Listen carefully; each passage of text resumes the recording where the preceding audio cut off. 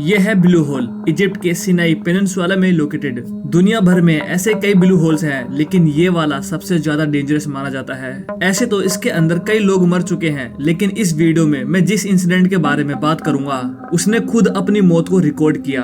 और जब मैं आपको वो रियल वीडियो दिखाऊंगा तो वीडियो में वो बंदा अपनी मौत से पहले जो पेन फील करता है ना, वो देख के आप शॉक हो जाओगे। इसीलिए मिस्टर ग्रेट की ये वीडियो पूरी जरूर देखना। ये है तरेक ओमार। प्रोफेशनली ये एक टेक्निकल डाइवर और इंस्ट्रक्टर है। कुछ लोग इसे बोन कलेक्टर के नाम से भी जानते हैं। ये कब्र या कब्रिस्तान को संभालता है, वो भी blue holes Sinai peninsula Egypt में। तुम्हें नहीं पता तो मैं बता दूं कि ब्लू होल्स दुनिया के सबसे पॉपुलर डाइव साइट्स में से एक है, लेकिन यही डाइव साइट दुनिया की सबसे डेडली डाइव साइट मानी जाती है। एस्टिमेट है कि कम से कम 200 से भी ज्यादा लोग यहाँ अपनी जान गंवा चुके हैं डाइविंग के दौरान। लेकिन कुछ लोग कहते हैं कि ये नंबर 200 से भी ज्यादा हो सकता है, क्योंकि ऑफिशियली रिकॉर्ड मेंटेन करना बहुत मुश्किल होता है, क्योंकि कभी कभी किसी डाइवर की बॉडी नहीं मिलती तो पता नहीं चलता कि कितने लोग मरे हैं। इसीलिए अगर तुम ऐसे देखो तो ये नंबर 200 से भी कहीं ज्यादा है। लेट 90s से तैरक ने 100 बॉडी रिकवरी में हिस्सा लिया है, यानी कि उसने रेस्क्यू टीम के साथ मिलकर ब्लू होल से 100 डेड बॉडी निकलवाई हैं। वो कहता है कि उसे उन सभी 100 डाइवर्स के नाम तो याद नहीं है जिन्हें कि उसने रिकवर करवाया था, लेकिन उसे 2 डाइवर के नाम याद हैं, मार्टिन गुएरा एंड कॉनर ओरेगन, जिन्हें उसने सबसे पहले रिकवर किया था। 1997 में मार्टिन आयरलैंड से इजिप्ट आया डाइविंग इंस्ट्रक्टर बनकर काम करने के लिए। कुछ महीनों बाद उसका दोस्त कॉनर भी उसके साथ जुड़ गया। कॉनर भी इंस्ट्रक्टर बनने के फाइनल फेज में था। दोनों एक्सपीरियंस और केयरफुल डाइवर्स थे। दोनों डाइविंग को इतना पसंद करते थे कि ये ट्रिप उनका फ्यूचर प्लान का टेस्ट रन था। उनका प्लान था कि इजिप्ट में पहले हम एक्सपीरियंस लेते हैं, इसके बाद आयरलैंड जाकर एक डाइविंग टूर कंपनी शुरू करेंगे। नवंबर में जब घर लौटने से पहले 1 महीना बचा हुआ था, दोनों ने ब्लू होल में डाइविंग का प्लान बनाया, जो पैडी ऑर्गेनाइजेशन ग्रुप ट्रिप का पार्ट था। डाइविंग के दौरान दोनों ग्रुप से अलग हो गए। शायद गैस मिक्सचर के हिसाब से वो ज्यादा गहराई तक चले गए थे, जिस वजह से वो दोनों बेहोश हो गए। रेगुलेटर मुंह से निकल गया। दोनों 213 फीट तक डूब गए। ग्रुप जब सरफेस पर वापस आए तब उन्हें समझ में आ गया कुछ न कुछ तो गड़बड़ हुई है। जब ग्रुप उन्हें ढूंढने के लिए दोबारा होल के अंदर गए तो वो दोनों मिल गए, लेकिन टू लेट। उनकी कहानी दूसरों डाइवर जैसी ही थी। एक्सपीरियंस होने के बावजूद भी वो वापस नहीं आए। तो आखिर क्या चीज ब्लू होल को इतना डेडली बनाती है? ब्लू होल के अंदर कई लोग मर गए हैं, तो कुछ ना कुछ तो मिस्ट्री होगा इसके अंदर। सबसे पहले समझते हैं कि ब्लू होल होता क्या है, क्योंकि ये बहुत इंपॉर्टेंट है। कई साल पहले सी लेवल 330 फीट नीचे था। उस वक्त जमीन एक्सपोज थी, यानी कि उखड़ी हुई थी, जहाँ चूना पत्थर के केव और सिंक होल बन गए। बाद में जब समुद्र का लेवल ऊपर गया तो ये केव कोलैप्स होकर वर्टिकल अंडर वाटर होल बन गया। ये बेसिकली अंडर वाटर केव है, जिसका बाहर का हिस्सा मोटे चट्टानों से बना है और अंदर का हिस्सा सॉफ्ट लाइमस्टोन से। बेलीज का ग्रेट ब्लू होल इसका क्लासिक एग्जांपल है। इसके अंदर का होल 407 फीट तक वर्टिकल जाता है। इसी वजह से सरफेस से देखने पर कलर कंट्रास्ट सा दिखता है। आउटर रिम लाइट ब्लू और बीच का पार्ट डीप डार्क ब्लू है। इस होल के नीचे ऑक्सीजन बिल्कुल भी नहीं है। इसी वजह से ये एलियन वर्ल्ड जैसा लगता है, डरेन, डार्क और क्रीपी। बट इसके अंदर डाइविंग करना बहुत आसान होता है, क्योंकि ये समुद्र के किनारे के पास होता है। यहाँ इतने सारे लोग मर चुके हैं, फिर भी लोग यहाँ पर आते हैं डाइविंग करने के लिए, शायद उसी थ्रिलिंग की वजह से। इजिप्ट के ब्लू होल के पास एक मेमोरियल भी है, जहाँ पर उन डाइवर्स के नाम लिखे हैं जो कि इन होल्स के अंदर मरे थे। कई लोग डाइव करने से पहले वो नाम पढ़ते हैं और होप करते हैं कि इस लिस्ट में उनका नाम ना आए। इस ब्लू होल के अंदर जाने वाले कई डाइवर्स कभी नहीं मिलते हैं, या तो उसकी गहराई की वजह से या फिर डिकम्पोजिशन की वजह से। कभी कभी डाइवर वीडियो बनाते हैं डाइव के दौरान। अगर तुम ध्यान से देखो तो इजिप्ट के ब्लू होल का शेप भी एक रीजन हो सकता है कि यहाँ पर इतने लोग मरते हैं। इस ब्लू होल में 170 फीट पर एक आर्च है, जो सीधे धीरे धीरे नीचे की ओर झुकती हुई ब्लू होल की दीवार को पार करके एक खुले समुद्र में निकलती है।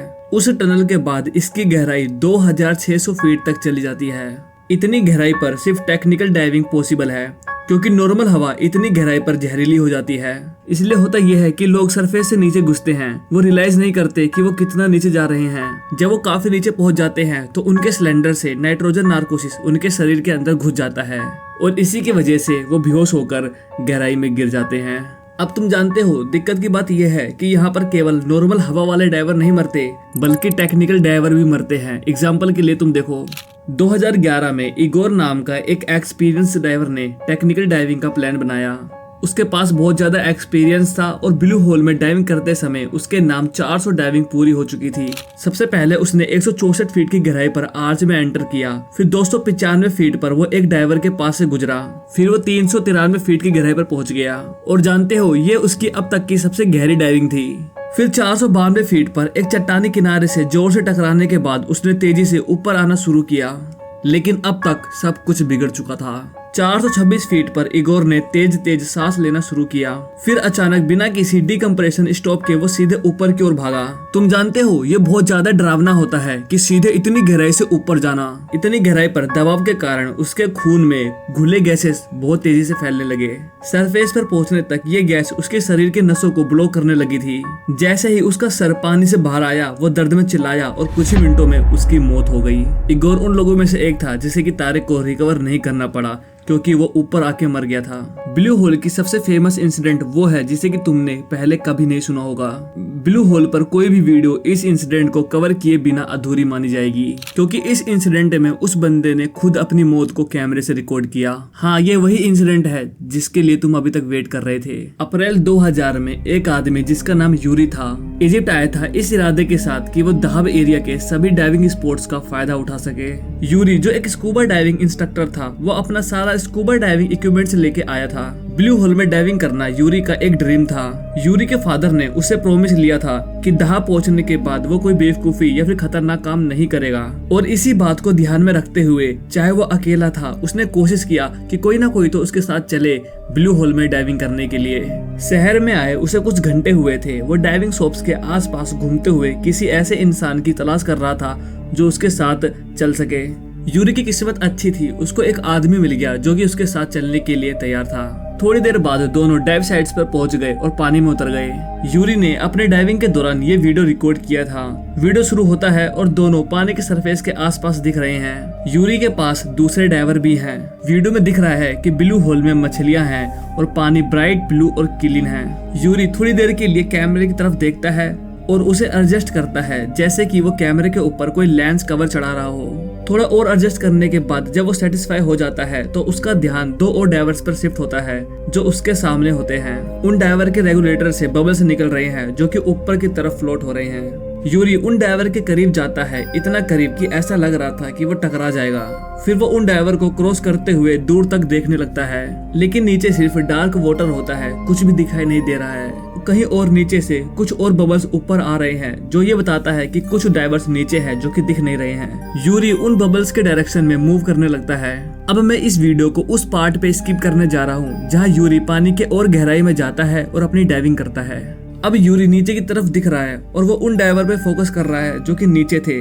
शायद ये वही लोकल डाइवर है जो उसके साथ यहाँ पर आया है, लेकिन उसके मुंह से भी बबल निकल रहा है। थोड़ी देर बाद यूरी उस डाइवर को भी क्रॉस कर लेता है। फिर वो सरफेस की तरफ देखता है, धूप पानी में चमक रही होती है। फिर उसकी नजर नीचे जाती है जहाँ कुछ बॉटम जैसा दिख रहा होता है। दरअसल ये ब्लू होल की इनर वॉल है और यूरी इसके साथ साथ स्विम कर रहा है। अब मैं एक ऐसी चीज करने जा रहा हूँ जो कि मैं यूजुअली बहुत कम करता हूँ या फिर करता ही नहीं हूँ। अब मैं वीडियो को बिना कुछ बोले चलने दूंगा ताकि आप यूरी की वो आखिरी मूवमेंट देख सको।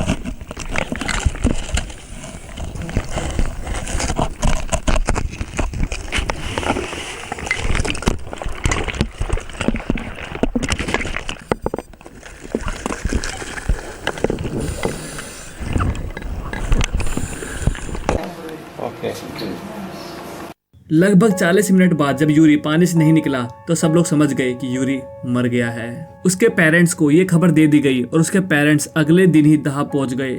उन्होंने लोकल लोगों से यूरी के बॉडी को बाहर निकालने की विनती की और फिर तारिक ने खुद इस काम को करने का फैसला किया, क्योंकि अब वो बॉडी निकालने में एक्सपर्ट हो चुका था। बट दिक्कत ये थी कि ये अब तक की सबसे गहरी रिकवरी मानी जा रही थी। यूरी का चेहरा नीचे की ओर मिला और उस पर बहुत अधिक वजन बंधा हुआ था। उसकी गहराई 298 फीट थी। तारिक ने यह भी देखा कि अधिक हवा भरने की वजह से यूरी का बायोटिक कंट्रोल डिवाइस फट गया है।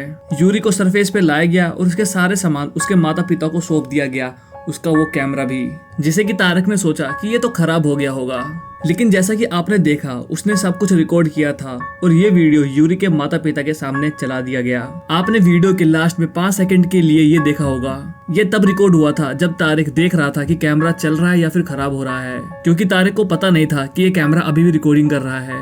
आज यूरी की ये रिकॉर्डिंग नए डाइवर्स को स्कूबा डाइविंग के खतरे को समझाने के लिए इस्तेमाल किया जाता है। इस वीडियो की सबसे हैरान कर देने वाली बात यह है कि सब कुछ कितना जल्दी हो जाता है। जब सब कुछ साफ, शांत और सेफ लगता है तो केवल कुछ ही पलों में सब कुछ अंधेरा और एलियन जैसा हो जाता है। जब तक आप इस वीडियो में कुछ समझ पाए तब तक बहुत देरी हो चुकी थी। यही रीजन है कि दहाब का ब्लू होल इतना खतरनाक है, क्योंकि होल के अंदर जाने से पहले बाहर की शांति धोखा दे देती है। अगर आपने वीडियो यहाँ तक देख लिया है तो आप सबका धन्यवाद। और अगर आप यूरी का ये वीडियो देखना चाहते हैं तो इसका लिंक डिस्क्रिप्शन में है, या फिर आप यूट्यूब पे जाकर यूरी लिप्स की सर्च कर दोगे तब भी ये वीडियो आपके सामने आ जाएगी। आई होप आपको ये वीडियो अच्छी लगी होगी। प्लीज वीडियो को एक लाइक जरूर कर देना।